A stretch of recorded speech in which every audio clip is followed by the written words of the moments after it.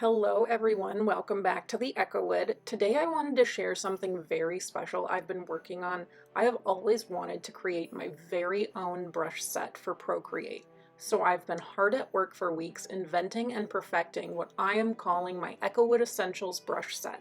I've created 25 brushes and 27 color palettes for you to try out. Best of all, it's completely free for you to download from my website and start using today. It comes with an ebook explaining the brushes a little bit more and how to use them. I've put over 40 hours into making these brushes, experimenting, filming, and testing these out. I'm really proud of how this collection turned out, and I hope you love them just as much as I do. If you're enjoying this content, please subscribe so you can stay up to date on all my latest videos. My first brush in the set is called Ember.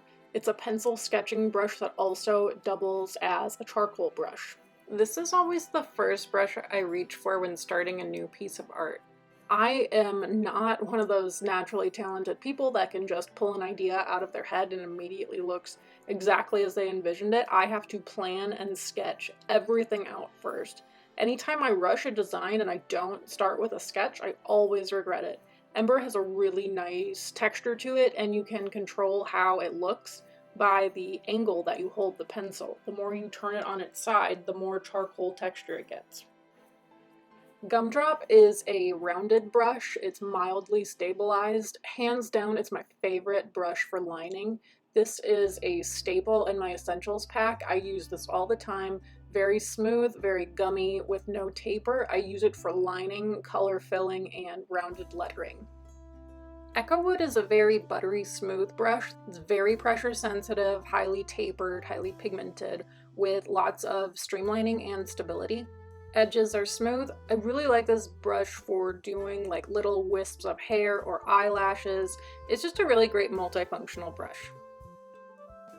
Inky has a similar feeling to a marker. It's pressure sensitive, tapered, highly pigmented, streamlined, and stable with lightly distressed edges. Use it for lining, lettering, and wisps of hair.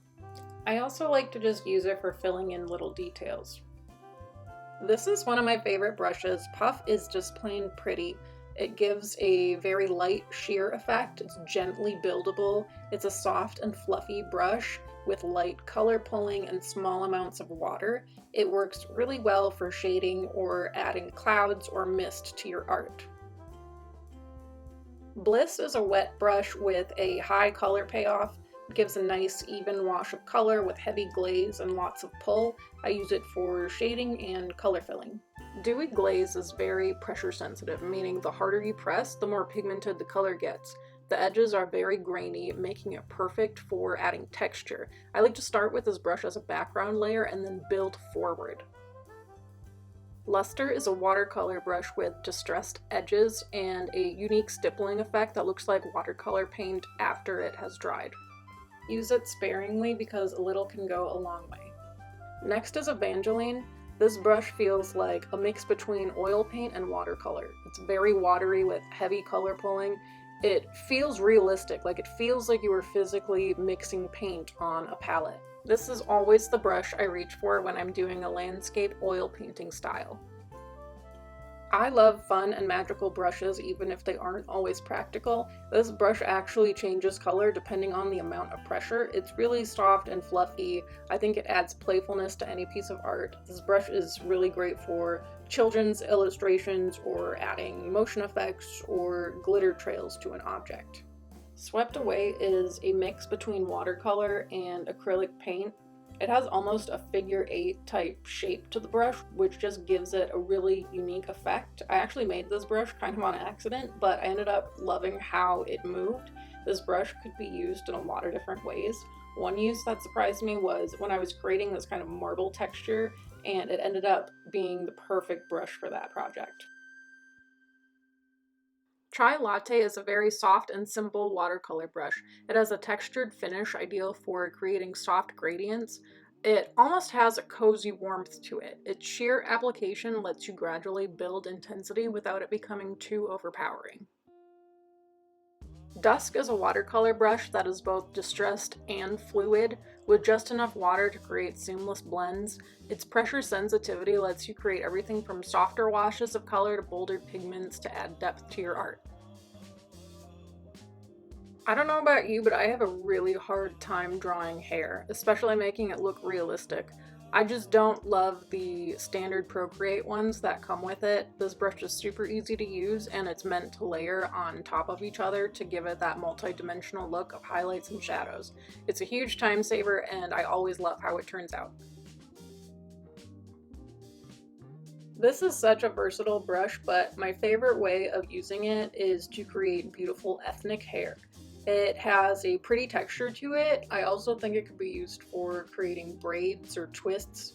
I've even used it to create chain links for drawing jewelry. Let me know what you use it for. Falling Leaves is a special brush. Every time you tap, there are slight deviations of color and rotation. You can add more detail to these leaves or keep it as more of a background element. I use it in landscapes or as a cool effect behind the subject. Leaf Clusters is similar to the Falling Leaves brush in the sense that it has slight color variations and rotation, but this one is intended to be used on trees and shrubs and other greenery because no one has time to sketch each leaf on a tree by hand. Tall Grass is another time-saving stamp brush when you don't have time to draw each blade of grass by hand. It's very opaque. You can use it in the background or in the foreground as a focal point. Oilgrass is a very similar shape to the Tall Grass brush, but the blades are much wispier and transparent. This brush is meant for layering, so you get tonal highlights and shadows. This looks really nice on landscapes and oil painting style artwork. Treeline is a great base if you want to add a forest to your art. There are techniques you can use to adjust it to your style. Erase parts of it, adjust the transparency, use a Gaussian blur, draw on top of it. The possibilities are endless. Ferns is another great base brush. It creates a nice starting point for a floral landscape. You can color it in, use it in the background or foreground, add more detail to it. If you like brushes that do the work for you, or at least get you started, this is the one. I am very picky about how eyelashes look, and this one just takes out all the guesswork. After you stamp it, you can rotate it in whatever direction you would like so it lines up with the eye, and to match the other eye, you just make a copy of it and flip it horizontally so it matches the other side. Hand-drawn stars adds a fun and playfulness to any artwork. It rotates with every tap and has a distressed and hand-drawn look to it.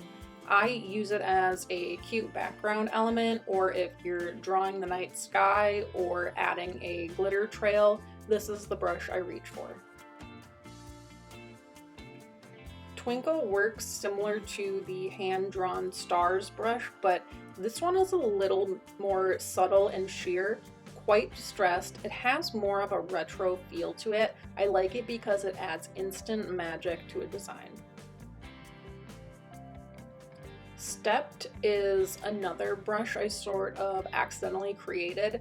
It's really fun to play around with and is highly pressure sensitive, but I'll be honest, I don't really know what to use it for. I feel like it could be used for stitching, or maybe if I created like a really surreal bookshelf drawing. I don't know. Let me know in the comments what you would use this brush for.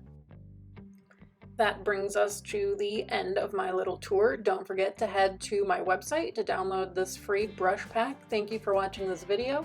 If you would be so kind as to subscribe to my channel and give this video a like, I would greatly appreciate it. Have a great day.